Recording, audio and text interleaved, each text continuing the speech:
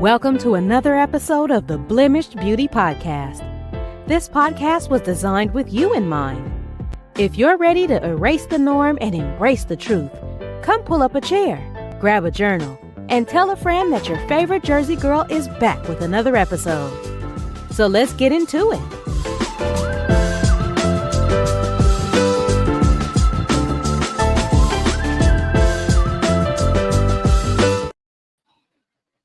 Hey y'all, I pray you all enjoyed your holiday weekend, and I hope you were able to spend time with loved ones and embrace freedom in a major way.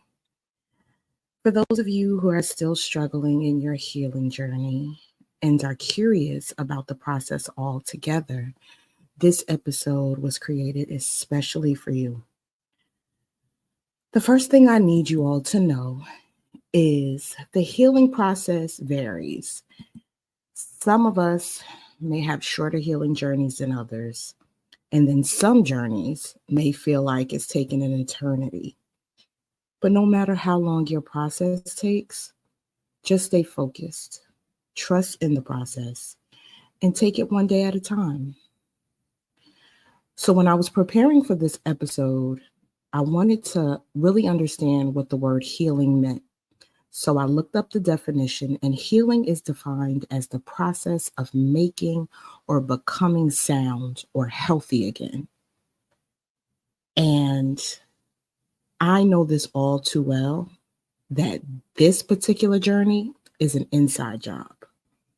Healing doesn't look like smiles or nice clothes or any tangible thing that you can think of. Healing looks like a changed behavior.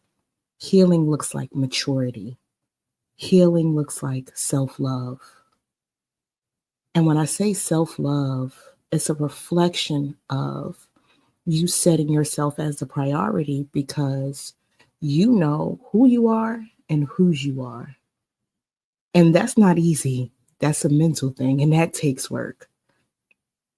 I've realized for me that the common denominator in my failed relationships was me.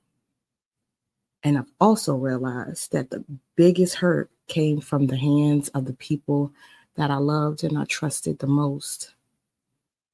The biggest takeaway for me during this process was knowing the difference between the spirit of a thing using the person that I was with to test me versus realizing that this is exactly who this person is. I was so excited to just have someone to call my own. I endured it for the sake of being included in conversations, or as the old people would say, I wanted to keep up with the Joneses. My journey hasn't been pretty, but I promise you it was necessary. And now I'm able to show up in spaces with a clearer mindset, and I attract people who elevate me. So after this interlude, I am going to break a little bit of things down for you and also give you some tips to allow you to tap into your healing journey. So stay tuned.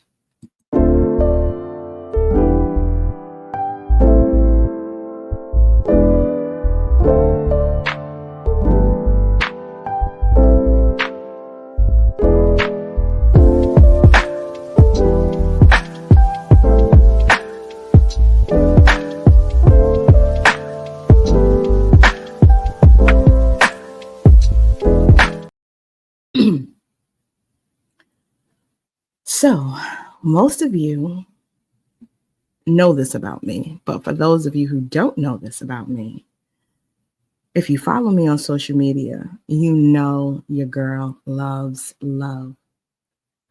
I've been a fan of love since I was little. I love to talk about love. I love to watch shows about love. And if I'm being honest, 90s R&B is my favorite genre of music because I believe those songs take you to places like no other decade can.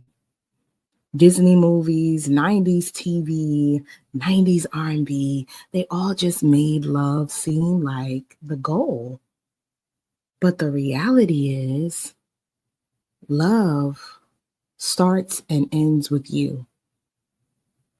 So, for all of you who are starting your love journey, please remember that love starts and will end with you. Don't rely on a person, place, or thing to fill up your cup or make you feel loved. You have to be love. And in return, it will reciprocate back to you. So here's a story, quick story. I remember in my first marriage, because I told you all that I've been married twice. But in my first marriage, I told my mother-in-law something that my husband had did.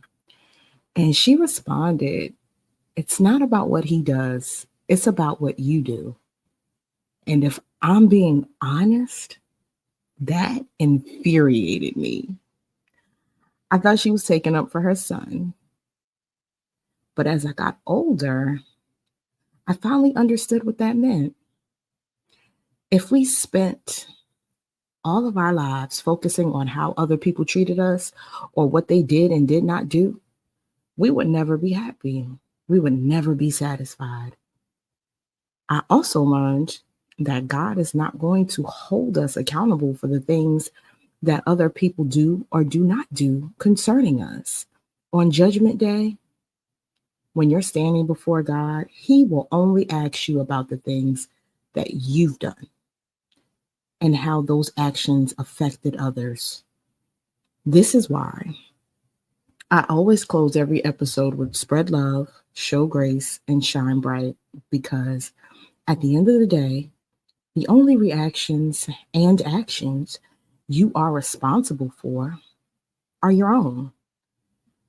Now, for those of you who have read the title of this episode, it is called Behind Closed Doors, because that's where the true work begins. I want to prepare you as best as I can for your healing journey. So I found some tips and I hope you can use them. The harder you work in private, the more genuine you're able to show up in public. So these tips or ideas, I have about 7 of them you can use to incorporate into your daily routine to help you start your journey or continue your journey. And these are also tips that I've used, so I know for me, they worked very well. The first thing I suggest or can suggest you do is create a safe space. Designate a specific area in your house or home where you feel comfortable and you feel secure. This space should be free from distractions and conducive to relaxation and introspection. For me, my safe space is my desk where I record all of these episodes. So I'm in my space right now. In this space, I am free to let my creativity flow and let the thoughts release from my mind and onto the paper. Number 2, you need to establish a routine. Develop a healthy healing routine that works for you. Now, this varies depending on the person, and it can include activities such as journaling, meditation, mindfulness exercises, or creative outlets like art and music. Consistency can help create a sense of stability and progress in this healing journey. For me, journaling was something that I used to do as a teenager because I told y'all I love 90s shows. So Moesha was one of my favorite shows. And watching that show, I fell in love with journaling. And I started that as a teenager. And then as I grew up, life started lifing. But I found myself in a place where I had to incorporate it again. And I also listened to podcasts And because I love music, I make different playlists for the moods that I'm in. So if I'm driving, if I'm on the bus, if I'm at work, if I'm just trying to be in a creative space, I make playlists for those different moods, put them on shuffle, and then I just meditate on the songs and flow with the vibes. Now, for those of you who are interested in other podcasts besides mine, I have a few selections for you. The ones that I listened to the most during my healing journey was Girl Just Heal, Dear Future Wifey, Your Favorite Auntie's Podcast, and The Couch with Joy and Friends. I love those and still listen to those podcasts. And as I started my podcasting journey, I've met some amazing people who also have podcasts. So these are a little personal to me. And they have helped me maintain my healing journey. And these podcasts are The Real Talk Monday with Reverend James H. Glover III, The Knucklehead Chronicles with the Guru, Terry Little, Breaking the Silence with Arthur Nikki Nicole, Mahogany Speaks with Mahogany Bing, The Successful Toy Podcast with Toy Blackman, and also The Decree of Dominion with Darion Morris. These podcasts, like I said before, help me maintain the journey. They are filled with informative topics. Some make you laugh, some make you cry, some just bring you to a place of appreciation for life. They all have amazing content, and I suggest that you check them out. Now, going back to the journaling that I was talking about, I realized that I needed to start incorporating journaling again when I found this particular podcast, and I had to do this separately because healing and journaling is so therapeutic, right? So I wanted to give a special shout out to the Verbal Tea. And this podcast is tailored to journaling. This is the first I've ever heard of anything like it. And when I tell you it's amazing, it's amazing. So for those of you who have writer's block or you don't know what to journal about, this particular podcast will guide you, give you prompts, help you tap into the journaling experience, whether you are a beginner or someone who just needs to start over. This is the perfect podcast for you. And if you're interested, you can find Globe, that's your host, on Spotify, Apple, and on Facebook. And those other podcasts as well, you can also find them on Spotify, Apple, and on Facebook, and YouTube, of course.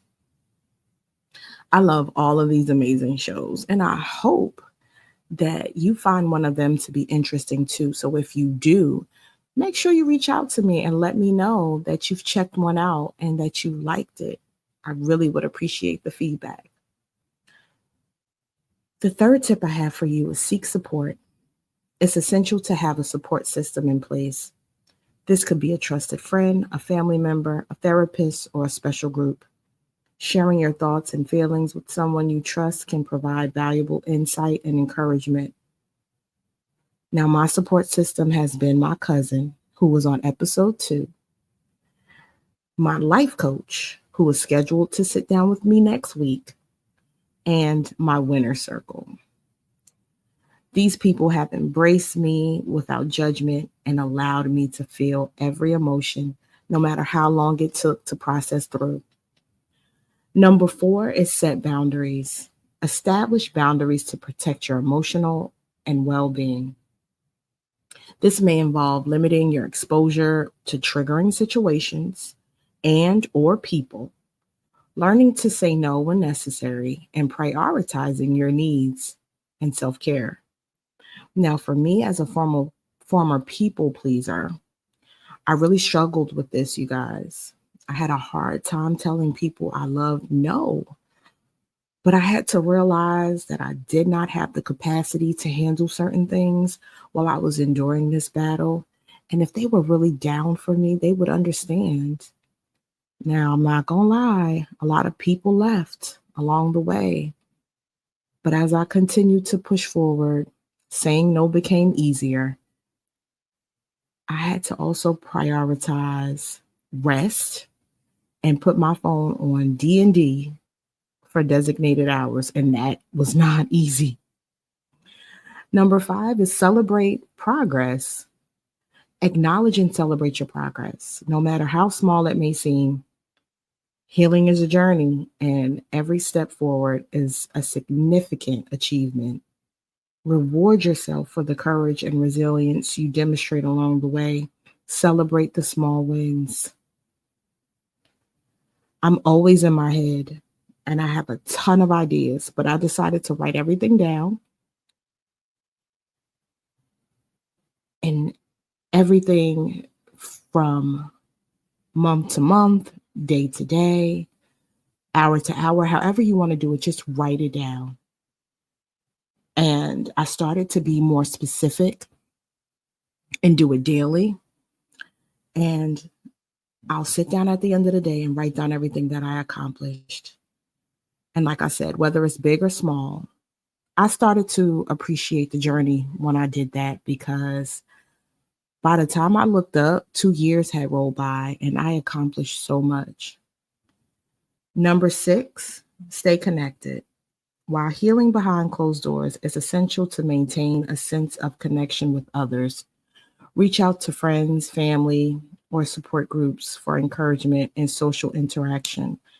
Virtual platforms can also provide opportunities for connection and community. Now, this podcast helped me stay connected. And when someone came to mind, I reached out to them. You'd be surprised how many people would love to hear from you. So I encourage you to start reaching out more, and don't wait until it's too late. Time is too short. They say here today, gone tomorrow, but it's really here today, gone today. So take advantage. When someone pops up in your mind, reach out to them. There's a reason for that. Now, my last tip for you is practice patience. Healing takes time, and it's essential to be patient with yourself throughout this journey. Allow yourself the space and grace to heal at your own pace. Knowing that healing is a gradual and transformative journey, every scar has its own story, which means it will have its own healing journey. Take your time and trust your future self will thank you. As I stated before, every person's journey is different. Some may heal quicker than others, and that's okay. The goal is to heal properly and avoid placing yourself around people, places, or things that may open old wounds. Be kind to yourself and to others, because a lot of people are going through things they feel they can't tell anyone about. Now, I want you guys, because I know I usually upload an episode for you on Thursdays, but this week is going to be a little different. I want you to join me this Friday night at 8 p.m. Eastern Standard Time. I get the opportunity to sit down with relationship coach Derek Jones, and we will dive into all things concerning attachment styles. I didn't even know this was a thing until I started following him on TikTok, and I'm telling you, this is an episode you do not want to miss. This is a live episode. So I need for you to make sure you go like and subscribe to my YouTube channel so you can get notified when I go live. I promise you this is going to be an amazing episode and you don't want to miss it. So until next time, I want you to spread love. I want you to show grace, and I want you to shine bright. Have an amazing day. We hope you enjoyed today's episode, and don't forget to leave a review. You can follow Shira on all major platforms and on YouTube at Shira Renee 510. Until next time, spread love, show grace, and shine bright.